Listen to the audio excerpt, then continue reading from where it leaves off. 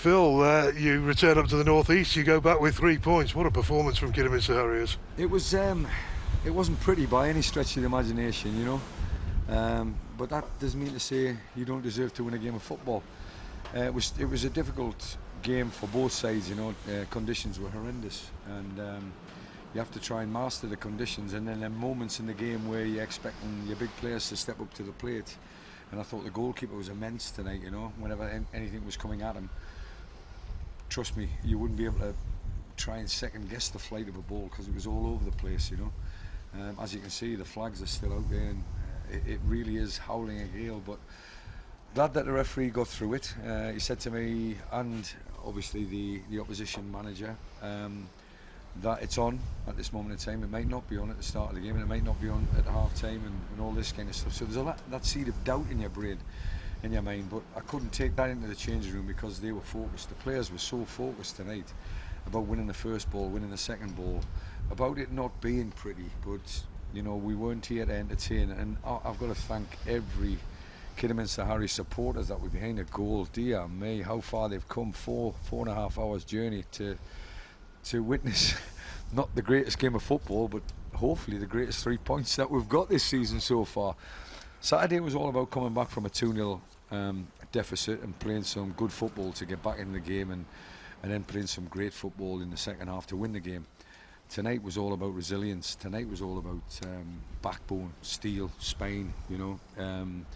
The kind of things that managers like but can't really measure.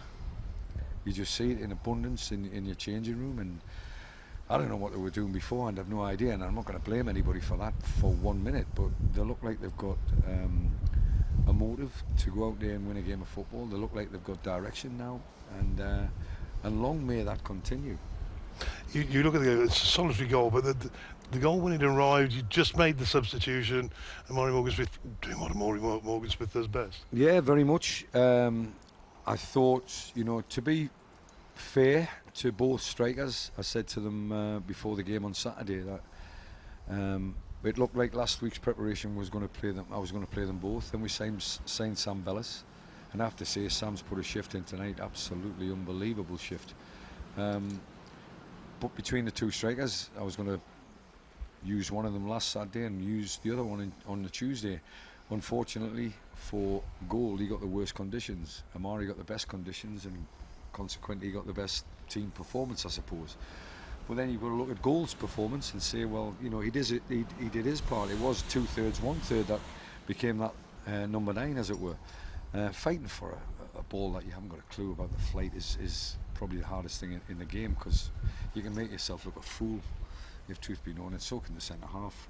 But you've just got to get that next ball. You've got to anticipate where it's going to land and where it's going to drop. And I thought we had enough bodies on that pitch that it actually meant something, you know. Not that Hartlepool didn't. I thought Hartlepool committed to a decent performance from their perspective. I thought they tried to get the ball down and play.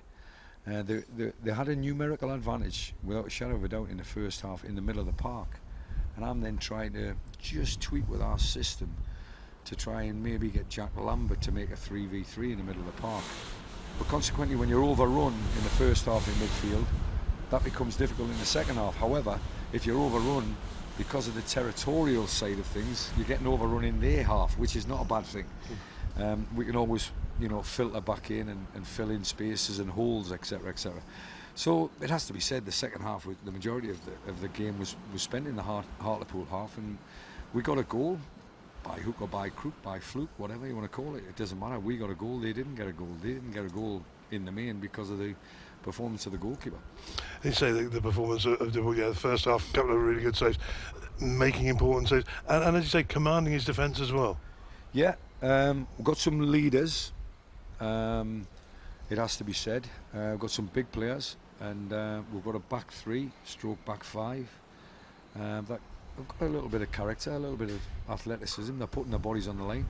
They'll need to rest, by the way, because, you know, I've just heard Kevin Phillips doing his press, and he was talking about tired bodies. And there's some tired bodies out there running against the wind, running against the howling gale that you can hear in the background. It's just hard work, but you get the fruits of your labour at the end of the game. We've managed to nick the game 1-0, win the game 1-0, however you want to describe it, doesn't matter. We've come away with a clean sheet.